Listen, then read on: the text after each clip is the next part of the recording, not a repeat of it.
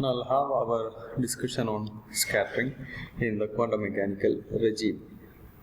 Scattering generally involves the interaction between an assembly or an ensemble of incoming particles, generally referred to as projectiles, with a scattering center, generally referred to as target, which will be capable of offering a potential.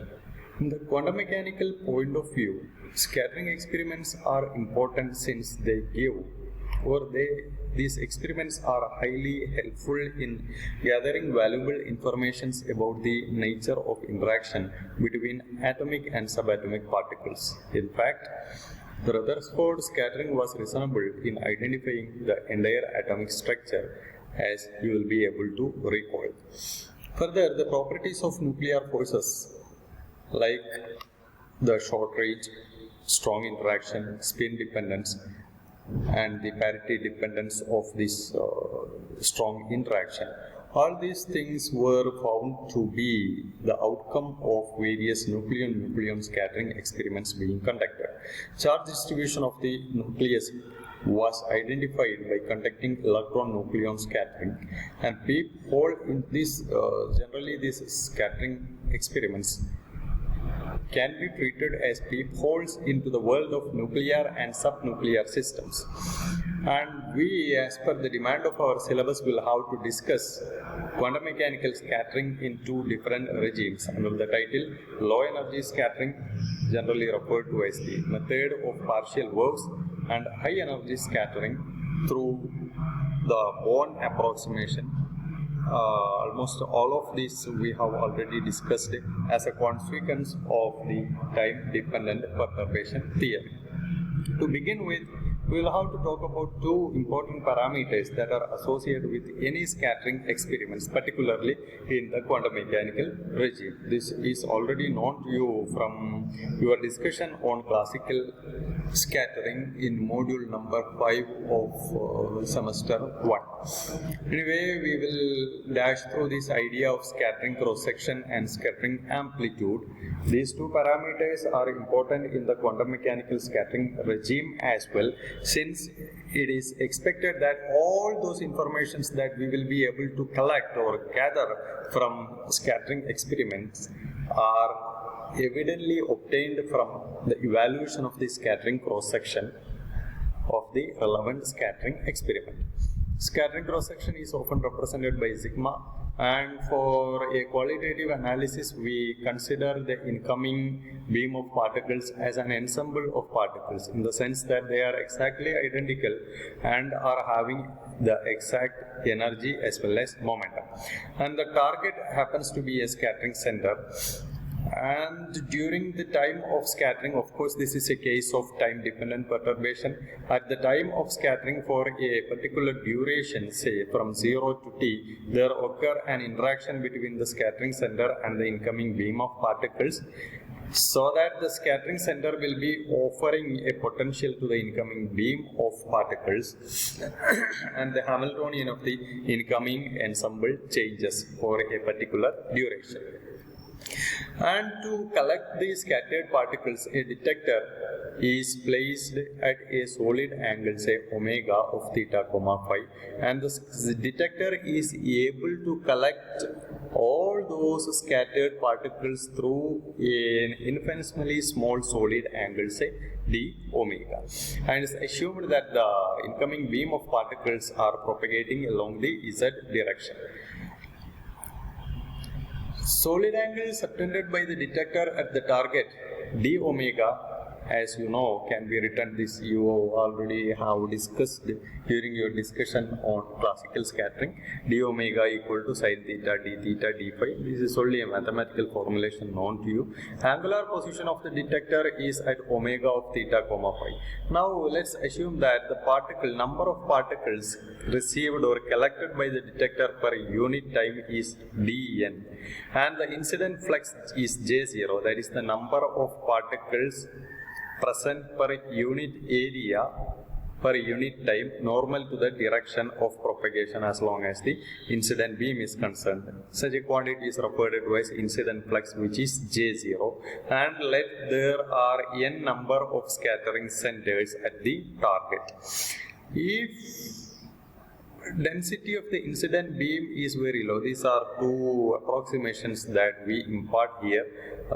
These are the conditions that are required for analyzing quantum mechanical scattering.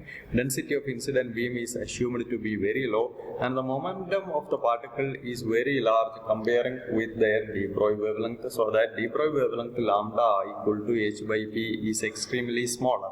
Then the number of particles collected by the detector per unit time will be proportional to number of scattering centers. J0 incident beam of flux of particle, d omega, that is the angular width of the detector.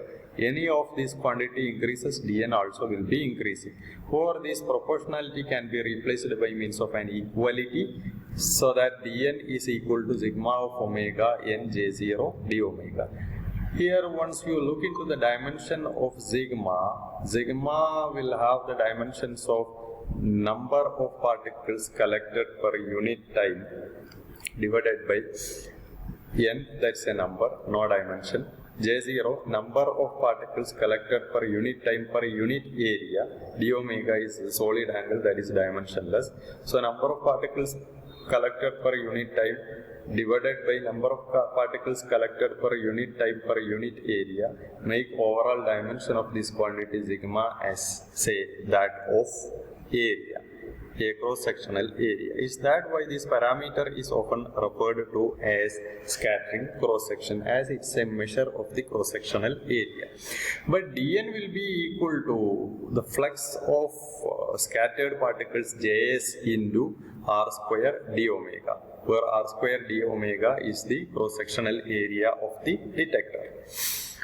So, comparing 1 and 2 or dividing 1 by 2, we get sigma of omega equal to r square Js by n J0. And the total cross-section can be evaluated by taking the integral of this quantity, integral sigma of omega d omega. Looking into this quantity, scattering cross-section sigma of omega is equal to r square Js by J0 into n. N is a number. Js by J0 will have the same dimension, so that overall dimension of sigma will be proportional to, or will be that of r square, which is area. And it is a measure of the cross-sectional area of the incoming beam of particles that will be subjected to scattering by each scattering center. You can try a definition for a scattering cross-section here. When n is equal to 1 and Js as well as J0 are approximately equal, then scattering cross-section will be equal to r square, that is the cross-sectional area of the incoming beam of particles that are scattered by each scattering center as there are incoming beam of particles in all directions. വന്ന് വീഴുന്ന പാർട്ടിക്കിളുകളിലെ ഓരോ scattering സെന്ററും ഈ വീഴുന്ന പാർട്ടിക്കിളിന്റെ ബീമിന്റെ cross sectional ഏരിയയിലെ എത്ര ഭാഗത്തിനും ഏരിയനെ സ്കാറ്ററിങ്ങിന് വിധേയമാക്കുന്നുണ്ട് എന്ന മെഷറായിട്ടാണ് scattering cross section physically appear ചെയ്യപ്പെടുന്നത്. It's very difficult to evaluate the scattering cross section as such, since it's very tedious to measure the particle flux of the incident beam as well as the scattered beam. However, there is an easier way of evaluating the scattering cross section. This is in terms of the scattering amplitude. For that, consider the Schrodinger equation corresponding to the scattering problem, minus h bar square by 2 mu del square plus v operating over psi equal to E psi. P equal to h cross k, the momentum of the incoming beam, and E equal to p square by 2m, that is h cross square k square divided by 2 mu. In scattering, long before scattering, the incoming beam of particle may be viewed as parallel beam of particles moving with a very large velocity, so that each and every particle will be following a straight line path, so that the wave representing this kind of a beam of particles can be taken as a plane wave. Mathematically, a plane wave is represented by psi k I of r long initial. I is in the sense that initial, and r tends to infinity. It is long before scattering, is equal to e raised to I k r dot r. That is a plane wave. If the propagation is along the z direction, I k dot r will be e raised to I k z, since there is no question of any propagation along the x or y directions, so that k dot r will be equal to k into z. And long after scattering, particles will be scattered along all possible directions in addition to the incoming direction in a three-dimensional manner, so that long after scattering there are particles around this target along any particular direction or in a three-dimensional fashion, so that long after scattering the beam of particles can be represented using a spherical wave. Mathematically, a spherical wave can be obtained by dividing a plane wave by means of the angular distance or radial distance, not angular distance, sorry, but radial distance. So psi final is equal to psi k scattered of r equal to r tends to infinity. It's under that assumption we will be writing it. Fk of omega e raised to I k dot r divided by r.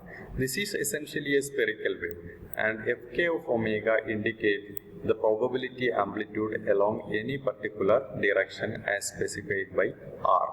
Then this quantity is an indicator of the resultant changes that scattering has resulted for the incoming plane wave, in addition to the modification of the nature of the wave from plane wave to spherical wave. Hence, this parameter is often referred to as scattering amplitude, since the square of this gives you a measure of the probability for finding these scattered particles.